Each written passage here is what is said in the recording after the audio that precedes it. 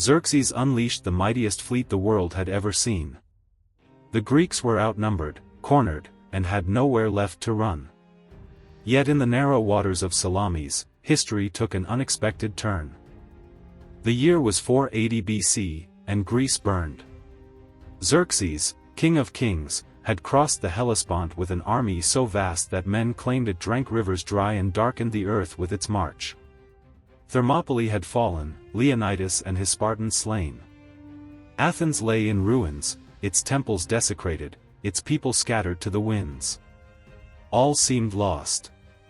And yet, hope clung stubbornly to the sea. For here, on the narrow waters between Salamis and the Attic coast, the fate of Greece would be decided.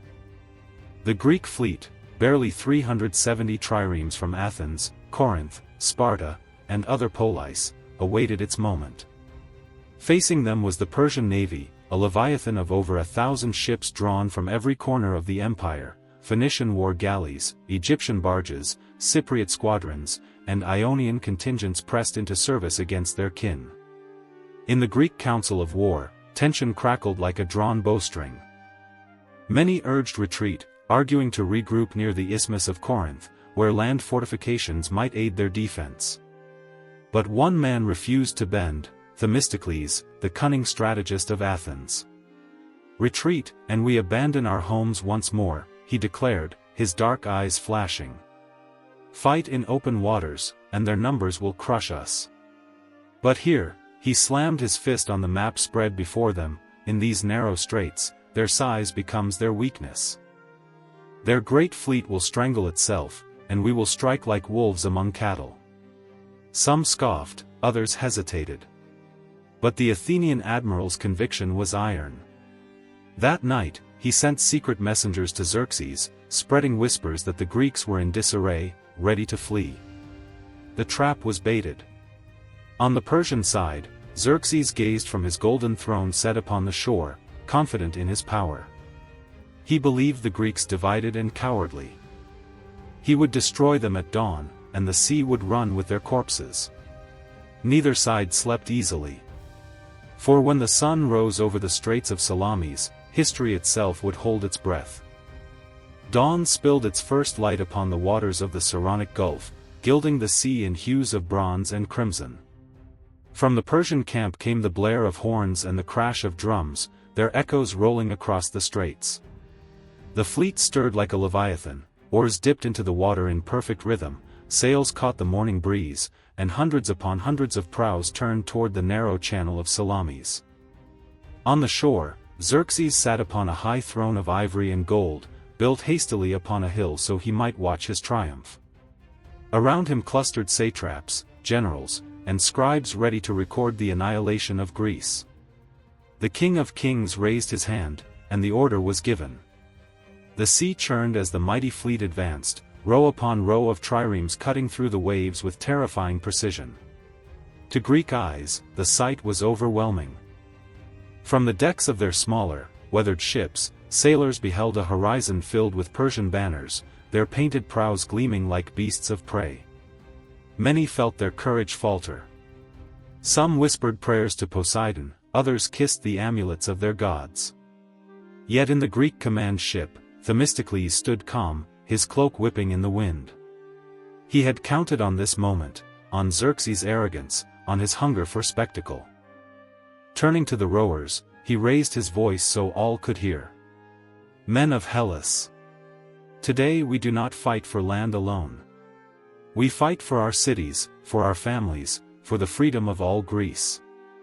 Remember, it is not the number of ships that decides battle, but the hearts of those who row and strike within them. Look upon the Persians, proud, countless, swollen with pride. And know this, in these straits, their might will be their undoing." A great cheer rose from the Greeks, echoing across the waters. Drums began to beat within their own hulls, rowers bent their backs, and the triremes pushed forward into the channel. The straits of Salamis, narrow and treacherous, awaited the clash. The sea breeze carried the smell of salt and sweat, the cries of gulls, and the murmurs of destiny. Soon, bronze would meet bronze, and the waters would run red. The Persian fleet advanced like an iron tide, row upon row of ships filling the horizon. Their prows cut through the waves with menacing speed, painted eyes glaring as if to strike fear into the hearts of their prey. From his throne upon the shore, Xerxes watched with satisfaction, certain that the Greeks were cornered rats awaiting slaughter. But on the waters, the Greeks did not flee. Their ships withdrew slowly, deliberately, into the narrow channel between the island of Salamis and the Attic coast. Themistocles' ruse had worked. Persian scouts had reported that the Greeks were preparing to scatter. Believing them broken, Xerxes had hurled his fleet forward to block their retreat. As the Persians poured into the straits, the water began to betray them. The wide formation that gave them strength collapsed into disorder. Great Phoenician war galleys jostled with Egyptian barges, their oars colliding, their hulls scraping against one another. Captains shouted furiously, trying to keep order, but the sheer size of the armada became its weakness. In contrast, the Greek triremes, smaller and swifter, darted through the narrowing lanes like wolves among cattle. Themistocles had positioned them with care, Athenians on the left, Corinthians and other allies on the right, each poised to strike when the moment came. "Hold steady," Themistocles ordered, his eyes sharp as a hawk's. "Let them choke themselves. Let the sea itself become our ally." From the decks, Greek sailors watched the Persians pressing closer, their lines swelling like a flood trapped in a gorge. The air grew thick with the sound of oars slapping water, of timbers creaking under strain, of voices shouting in a dozen tongues. Confusion rippled through the enemy fleet, signals were lost, orders contradicted, pride turned to frustration. Then, at the perfect moment, the Greek trumpet blared. Bronze struck the morning air, clear and sharp as lightning. "Forward," cried Themistocles. "Now, strike." And with a roar, the Greek triremes surged ahead, their bronze rams gleaming like fangs, plunging straight into the tangled heart of the Persian fleet. The trumpet's cry still echoed when the first Greek triremes lunged forward, their oars churning the water in furious rhythm. At their sharp bronze prows gleamed death itself. With terrifying speed, they rammed into the crowded Persian galleys. The impact was thunderous, timber splintered, hulls cracked, men screamed as the sea swallowed ships whole. One Athenian vessel pierced a Phoenician warship amidships, snapping its spine. The Persian sailors tumbled into the foaming waves, their cries drowned beneath the crash of wood and water. Another Greek trireme struck a Cypriot galley, tearing open its side. Within moments, the vessel keeled and sank, its crew thrashing helplessly in the narrowing strait. The Persians tried to maneuver, but the straits betrayed them. Larger ships, built for open waters, became clumsy in the confined channel. They crashed into one another, their oars snapping like dry reeds. Captains cursed, shouting orders that no one could hear above the din. The very size of their fleet, once its glory, was now its undoing. Meanwhile, the Greeks moved like a single organism. Their smaller hulls darted between the Persians, striking and retreating, then circling back to ram again. Rowers, drilled to perfection, drove their vessels with relentless precision.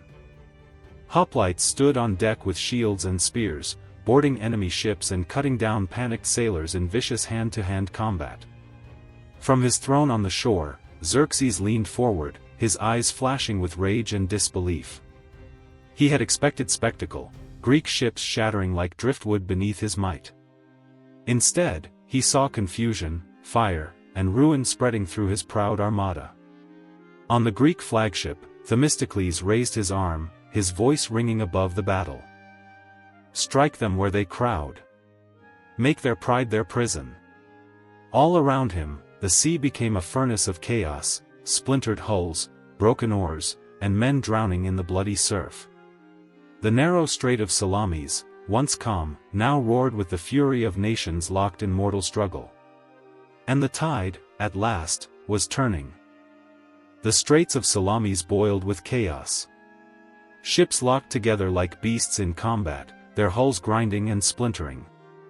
The water churned with foam, blood, and broken timbers. Men shrieked as they tumbled into the sea, their armor dragging them down into the dark. Greek triremes rammed with precision, each strike punctuated by a deafening crack. An Athenian vessel drove its bronze beak into an Egyptian barge, splitting it clean apart. Before the Egyptians could recover, hoplites leapt aboard with a savage cry, spears flashing in the morning sun. The deck became a slaughterhouse, until the ship rolled sideways and sank, dragging both crews into the abyss. The Persians tried to respond, but their numbers betrayed them. Hemmed in, their ships collided, oars snapping like bones, prows splintering as allies crushed one another in desperation. Captains shouted conflicting orders, their voices lost in a dozen tongues. In their fury to press forward, they became their own worst enemy. Themistocles saw it all unfolding exactly as he had planned. Now! Ram and withdraw! Circle and strike again, he bellowed. His crews obeyed, darting in and out of the melee with deadly efficiency. The smaller Greek hulls danced like wolves around the lumbering Persian giants. Xerxes, watching from his golden throne on the hillside, clenched his fists in fury. The sight before him was not the spectacle of triumph he had promised his empire. Instead, his fleet was unraveling in full view of the world. Still, he roared at his commanders to push harder, to crush the Greeks beneath sheer weight. But no weight could undo the trap. The straits were too narrow, the Persian fleet too vast, their pride too blind. For every Greek ship that fell, 3 Persians followed it into ruin.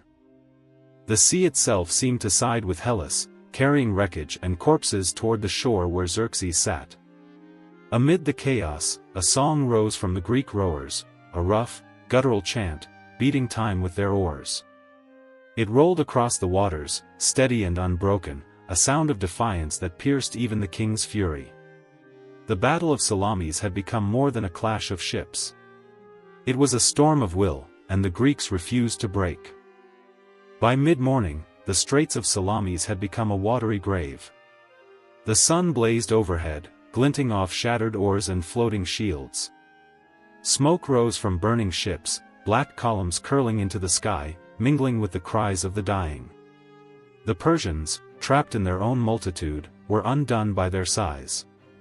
Great Phoenician galleys, unable to maneuver, became targets for Greek rams.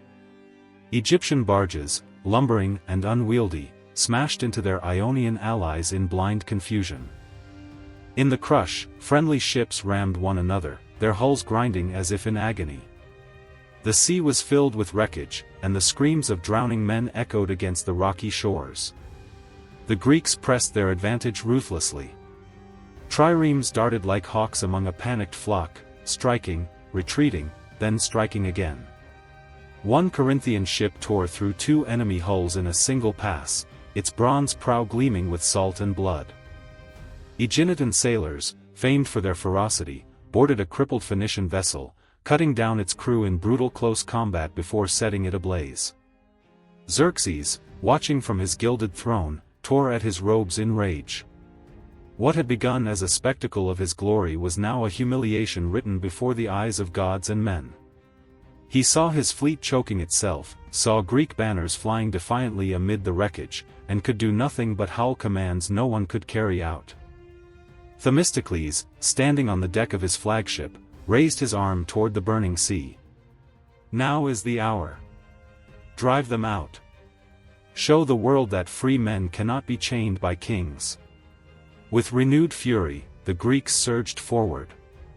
Ship after ship of the Persians was torn apart, their proud banners sinking beneath the waves. The narrow strait, chosen by Themistocles with cunning foresight, had swallowed the might of Asia. By the day's end, the water ran red, the beaches piled with corpses and wreckage. The Persian fleet, once 1,000 strong, was broken, scattered, fleeing for survival. And all of Greece knew, the tide of war had turned.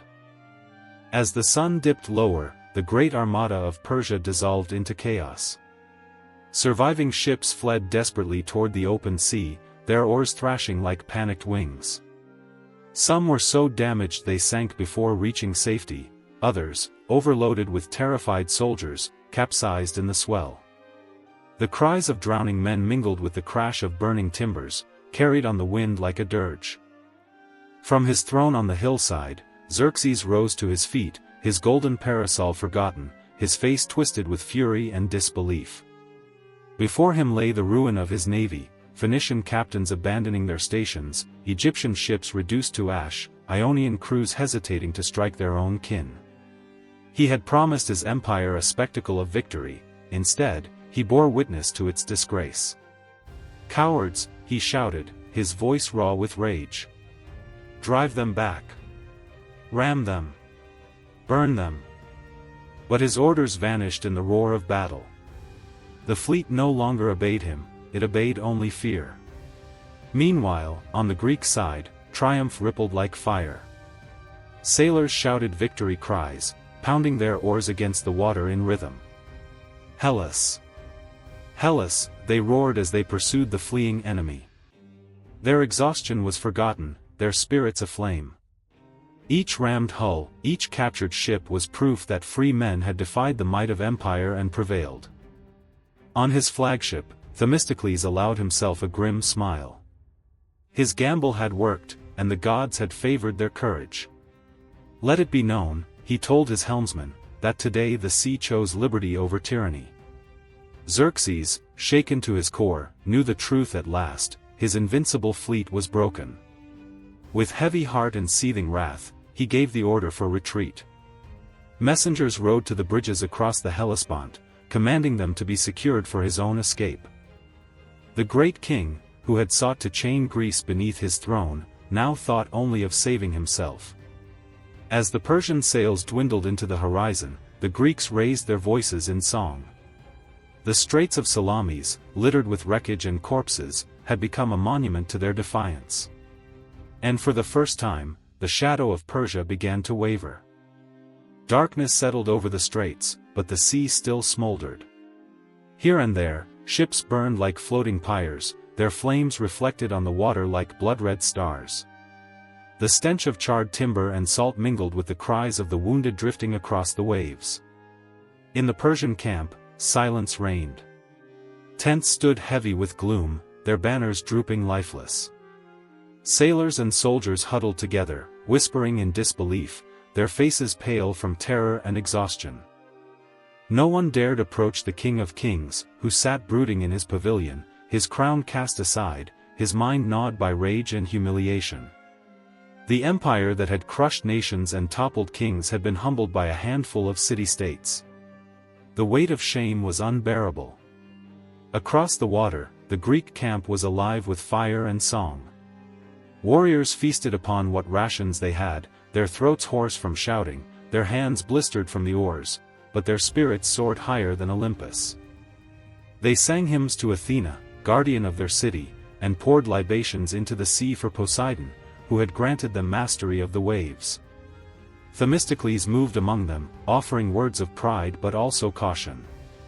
"This day we have saved Hellas," he told the weary sailors, "but the war is not yet over. Xerxes still holds the land, and he will not forgive easily. Yet let all men remember this, empires may bring numbers, but freedom brings fire." That night, a council of captains gathered. Some argued to pursue the Persians at once, to finish the fleet and hunt Xerxes across the sea. Others counseled patience, wary of overreaching. But for the common soldier, such debates mattered little.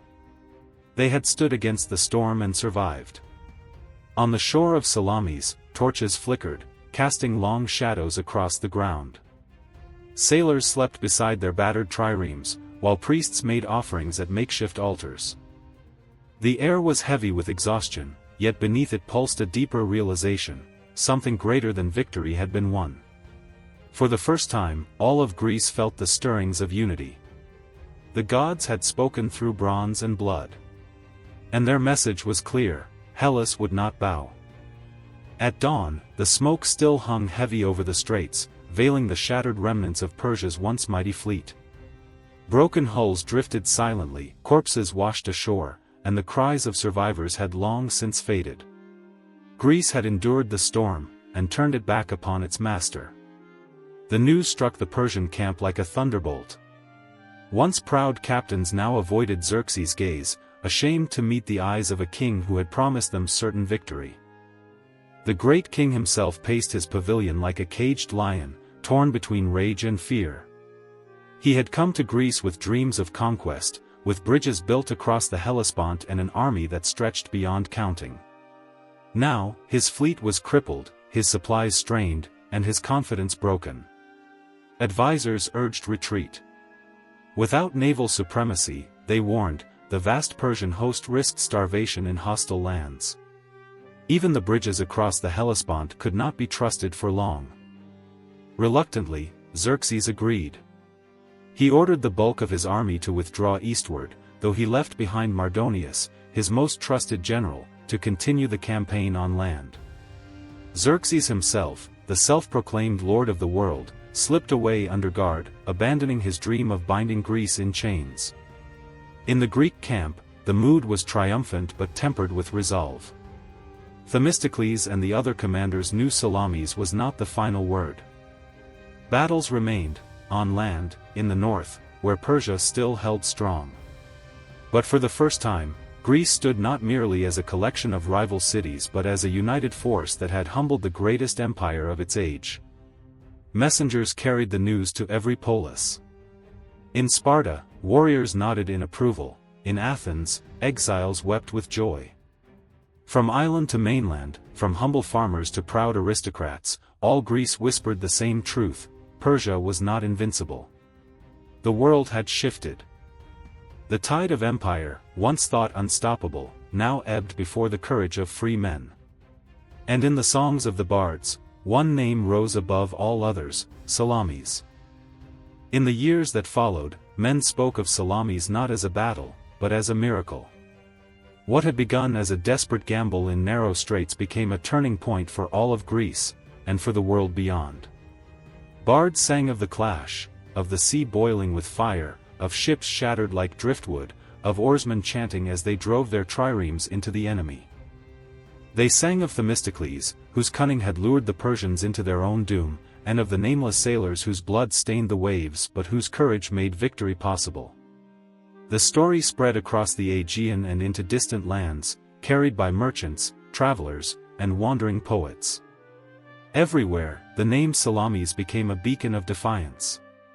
For Athens, the triumph was more than survival, it was rebirth. Though its temples lay in ruins, the city now stood at the heart of Greek resistance. Its navy, once doubted, had proven itself the shield of Hellas. Pride surged through its people, democracy itself seemed vindicated, as free citizens had rode and fought with a unity that no empire could match. For Persia, Salamis was a wound that never fully healed. Xerxes returned eastward with his glory tarnished, his dream of conquest broken upon the waters. Though his generals fought on in Greece, the myth of Persian invincibility had been shattered. The empire still stretched vast, but its shadow no longer seemed eternal. And for all Greece, Salamis became a symbol of what could be achieved when rivals set aside their quarrels and stood together. Sparta, Corinth, Athens, and the smaller polis, all had rode side by side, their fates bound by the waves. Unity, however fragile, had carried them through. On quiet nights by the sea, sailors would point to the straits and whisper of the day the gods chose freedom over tyranny. The waters of Salamis, once red with blood, became sacred in memory. Thus, the legacy of Salamis endured, not only as a victory of arms, but as the birth of an idea, that even the greatest empire could be humbled, and that free men, bound by courage, could change the course of history.